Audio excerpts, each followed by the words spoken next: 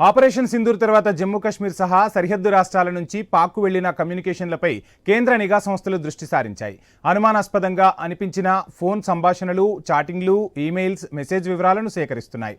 భారత్లోనే ఉంటూ ఉగ్రవాదులకు సహకరిస్తున్న sleeper cells వివరాలు సేకరించే పనిలో ఉన్నాయి దర్యాప్తు సంస్థలు.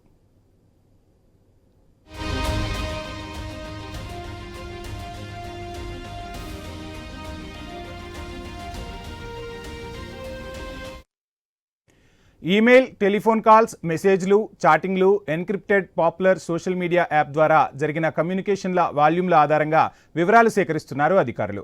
ఆపరేషన్ సింధూర్లో 9 ఉగ్రస్థావరాలు ధ్వంసం తర్వాత భారత్లోని ఉగ్ర సానుభూతి పరులు, వారి హ్యాండ్లర్లు, ఐఎస్ఐ ఆపరేటివ్లతో ఏమైనా కనెక్ట్ అయ్యారేమో గుర్తించేందుకు ఈ చర్యలు చేపట్టారు. మే 7 తర్వాత వీరి కదలికలు అనుమానంగా ఉంటే అరెస్టు చేసి ప్రశ్నించేందుకు సిద్ధం అవుతున్నారు అధికారులు. ముఖ్యంగా సరిహద్దు రాష్ట్రాల్లోని దళాల కదలికలు, ఆయుధాల వంటి వివరాలు ఏమైనా పాక్కు లీక్ చేశారా అనే అంశంపై దృష్టి సారించారు.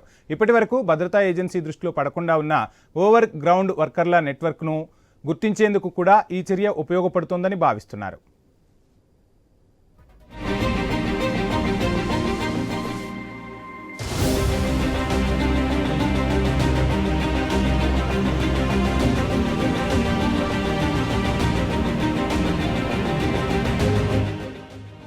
పాకిస్తాన్తో సంబంధం ఉన్న గూఢాచార్య నెట్వర్క్పై అధికారులు ఉక్కుపాదం మోపుతున్నారు. 2 వారాల వ్యవధిలో యూట్యూబర్ జ్యోతి మల్హోత్రా సహా 12 మందిని అరెస్టు చేశారు. పంజాబ్లో 6, హర్యానాలో 5, ఉత్తరప్రదేశ్లో 1ని అదుపులోకి తీసుకున్నారు. పహల్గామ్ ఉగ్రదాడి, ఆపరేషన్ సింధూర్ తరుణంలో చర్యలు తీసుకున్నట్టు చెబుతున్నారు అధికారులు. నిందితులు పాక్ నిఘా వర్గాలకు సున్నితమైన సమాచారాన్ని చేరవేస్తున్నట్లు ఇప్పటివరకు చేపట్టిన దర్యాప్తులో గుర్తించారు.